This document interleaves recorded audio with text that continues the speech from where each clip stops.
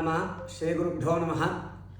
वैदिक श्री सीताराम गुरुकुलम चेन्नई अक्षय तृतीय பெரிய மகா புண்ணிய காலம்.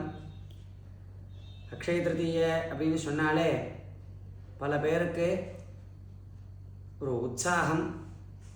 அக்ஷய திருத்தீய உத்தேசித்து பல பேர் பல வியாபாரங்கள் பண்ணுறா, பல லாபத்தை அடையிறா. அக்ஷய திருத்தீய ஒரு 4 நாள் அந்த புண்ணிய காலத்தால் ஒரு மாதத்துலேருந்து ஆரம்பித்து பல வியாபாரிகளுக்கு நிறைய வியாபாரங்கள் நடக்கிறது. அக்ஷய திருத்தீய தள்ளுபடி அப்படின்னு போடுறா. அதுவும் அன்னைக்கு எல்லாரும் நிறைய பொருள்கள் வாங்கணும், தங்கம் வாங்கணும், வாங்கினா அது நிறைய வளரும், குறையாது அப்படின்லாம் லோகத்தில் ஒரு பிரசித்தி இருக்குது. அக்ஷயம் அப்படிங்கிற சொல்லுக்கே குறைவற்றது என்ற பொருள். எதை நாம் முதலீடு செய்ய வேண்டும் என்று நினைக்கிறோமோ அதை அந்த அக்ஷய திருத்தீய புண்ணிய காலத்தில் பண்ணணும். இந்த வருஷம் 2026 ஏப்ரல் மாதம் 20ஆம் தேதி இந்த அக்ஷய திருத்தீய மகா புண்ணிய காலம் சம்பவிக்கிறது. இப்போ நாம் ஒரு முதலீடு பண்ணுறோம். தங்கம் வாங்கிறது அப்படிங்கிறது ஒரு பெரிய முதலீடு இல்லையா? நாளுக்கு நாள் தங்கத்தினுடைய விலை ஏறிண்டே இருக்குது. இப்போ தங்கத்தை வாங்கி வச்சா நமக்கு அது ஒரு 10 வருஷம் 20 வருஷம் கழிச்சு பல லாபத்தை கொடுக்கும், அதிகமான லாபத்தை கொடுக்கும். அந்த மாதிரி நாம் புண்ணியத்தை சேர்த்தோம். அன்னதானம், தீர்த்ததானம், வஸ்திரதானம், இன்னும் ஸ்வர்ணதானம், கோதானம், பூதானம், இந்த மாதிரி பல தானங்கள் இருக்குது. இந்த தானங்களை பண்ணினா அபாரமான ஒரு புண்ணியம் கிடைக்கிறது, அபரிமிதமான புண்ணியம், அளவிட முடியாததான புண்ணியம் கிடைக்கிறது. அதுவும் இந்த அக்ஷய திருத்தீய புண்ணிய காலத்தில் பண்ணிவிட்டோம் அப்படின்னா யஸ்யாம் ஸ்நானம் ஜபோ ஹோமஹா ஸ்வாத்யாய பித்ருதர்ப்பணம் தானஞ்ச கிரியதே கிஞ்சித் தத் சர்வம் ஸ்யாத் இஹாக்ஷயம் அப்படின்னு பவிஷ்ய புராண வச்சனம்.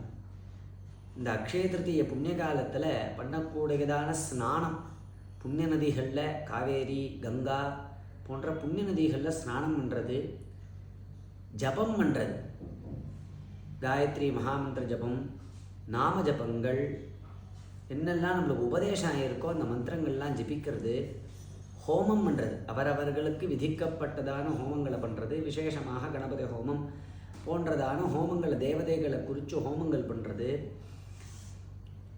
ஸ்வாத்தியாய அப்படின்னு வேதத்தை சொல்கிறது, ஸ்ரீமத் ராமாயணம், பாகவதம் போன்ற கிரந்தங்களை பாராயணம் பண்ணுறது, தேவதா ஸ்தோத்திரங்களை பாராயணம் பண்ணுறது, தானஞ்ச கிரியதே கிஞ்சிது, கொஞ்சமாவது தானம் பண்ணணும். என்ன தானம் பண்ணலாம் அப்படின்னா அன்னஸ்ய க்ஷுதிதம் பாத்திரம் நான்னோதக சமம் தானம் அப்படின்னு சாஸ்திரம் சொல்லுது. எத்தனையோ தானங்கள் இருக்குது. எவ்வளவு தானம் இருந்தாலும்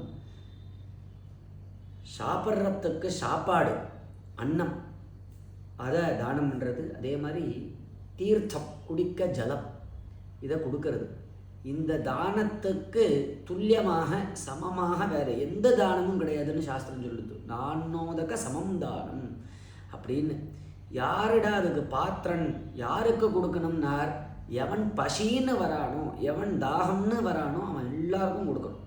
அதனால தான் இந்த வைசாக மாதத்துலேயே தர்ம கடதானம்னு சொல்லப்பட்டிருக்கு.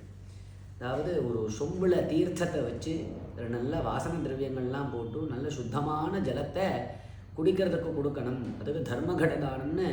ஏஷ தர்மகட்டோதத்தா பிரம்மவிஷ்ணு சிவாத்மகா அஸ்ய பிரதானாத் சகலம் சகலாக மம சத்து மனோரதாக அப்படின்னு இந்த ஸ்லோகத்தை சொல்லி அந்த தீர்த்தத்தை கொடுக்கணும் அப்படின்னு சொல்லப்பட்டிருக்கு இந்த மாதம் முழுக்க.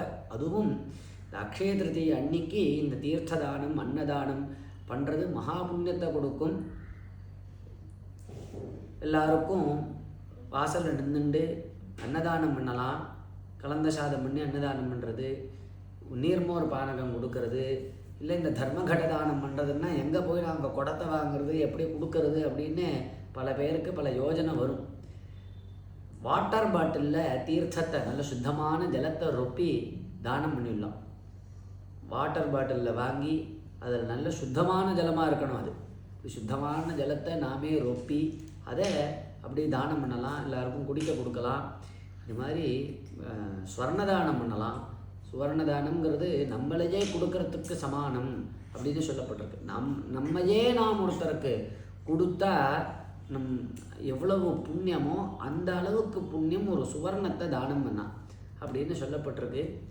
அப்படி ஸ்வர்ணதானம், பூதானம், பூமியை தானம் பண்ணுறது இவ்வளோ மகா புண்ணியம். ஒரு பூமியை நாம் தானம் பண்ணினோம் அப்படின்னா அந்த பூமியில் நடக்கக்கூடியதான ஒவ்வொரு தர்ம காரியத்துக்கும் என்னென்ன புண்ணியம் உண்டோ அது யார் தானம் பண்ணானோ அவனுக்கு அது வந்துட்டே இருக்கும். நல்லா பாடசாலைகளுக்கு, வேதாத்தியனம் பண்ணுறவாளுக்கு, இப்படி மகான்களுக்கு, நல்ல தார்மிகாலாக இருக்கிறவாளுக்கு, இவாளுக்கு இருக்கிறதுக்கு, கோஷாலை வச்சுட்டு இருக்கிறவாளுக்கு, அவளுக்கு அதுக்கு வேண்டியதான ஒரு பூமியை நாம் தானம் பண்ணிட்டோம். எத்தனையோ வசதியாக இருக்கிறவா இருக்கா, பெரிய பிஸ்னஸ் மேக்னட்டெல்லாம் இருக்கா, மாதம் எத்தனையோ லட்சம் சம்பாதிக்கிறவாள்லாம் இருக்கா. இப்படி நாம் நிறைய சம்பாதிக்கிறோம். அதை நம் வாழ்நாளில் ஏதோ ஒரு முறையாவது இந்த பூதானத்தை பண்ணுறதுக்கு முயற்சிக்கணும். முயற்சித்தா முடியாதுன்னு கிடையவே கிடையாது. எல்லாரும் பண்ணிட்டு இருந்தா இந்த பூதானங்கிறத முன்னாடி எல்லாரும் பண்ணிட்டு இருந்தா. இப்போ எந்த தானம் வேணால் பண்ணுவா, ஆனால் பூதானத்தை யாரும் நினச்சி பார்க்கறதில்ல. ஆனால் அதுவும் ரொம்ப அது உயர்வான தானமாக சொல்லப்பட்டிருக்கு. அந்த பெயர்பட்ட பூதானத்தை பண்ணினா மகாபுண்ணியம். அடுத்தது கோதானம், சகல தேவதா ஸ்வரூபிணி இந்த பசுமாடுங்கிறது, அதை தானம் பண்ணுறது.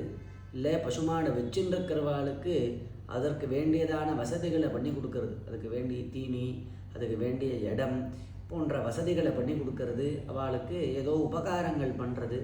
இந்த மாதிரி கிரியைகள்லாம் நாம் இந்த அக்ஷய திருத்திய அன்னியிலிருந்து ஆரம்பித்து எப்பெல்லாம் முடிகிறதோ பண்ணணும். இப்படி முடியலைன்னா இன்னைக்காவது அந்த அக்ஷய திருத்திய அன்னைக்காவது இந்த மாதிரி இந்த பாடசாலைகளுக்கு, குருகுலங்களுக்கு, கோஷாலை வச்சுருக்கிறவாளுக்கு, வேதாத்தியனம் பண்ணவாள், அக்னிஹோத்ரிகள், ஏழைகள், இந்த மாதிரி வித்யாசாலைகள், இந்த மாதிரி எல்லாருக்கும் தானங்களை முடிஞ்ச அளவுக்கு தானம் பண்ணணும்.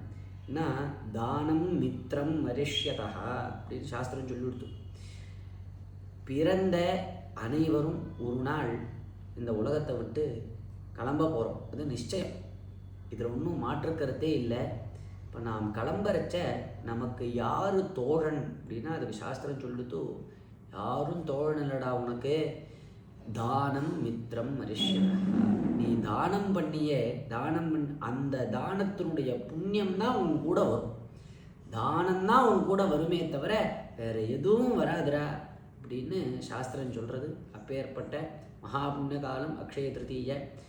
நம்ம சீதாராம குருகுலம் வைதிகஸ்ரீ வேத பாடசாலை நடக்கிறது. இங்கே சென்னை ஆழ்வார்பேட்டையில் கோஷாலை இருக்குது. நிறைய தர்ம காரியங்கள் நடக்கிறது, உபன்யாசங்கள் நடக்கிறது, நித்தியம் ஹோமங்கள் நடக்கிறது, நித்திய அன்னதானங்கள் நடக்கிறது. இப்படி பல உபன்யாசங்கள், இந்த மாதிரி பல தர்ம காரியங்கள் நடக்கிறது. பக்தாள்லாம், ஆஸ்திகாள்லாம் இந்த மாதிரி தர்ம காரியங்கள்லாம் அன்வயிக்கணும். எல்லாருக்கும் பகவான் சகல க்ஷேமத்தையும் கொடுக்கட்டும் அப்படின்னு பிரார்த்தனை பண்ணிட்டு இந்த 2 வார்த்தையை இங்கே நான் பூர்த்தி பண்ணிக்கிறேன். ஹர நம பார்வதி பதயே, ஹர ஹர மகாதேவா.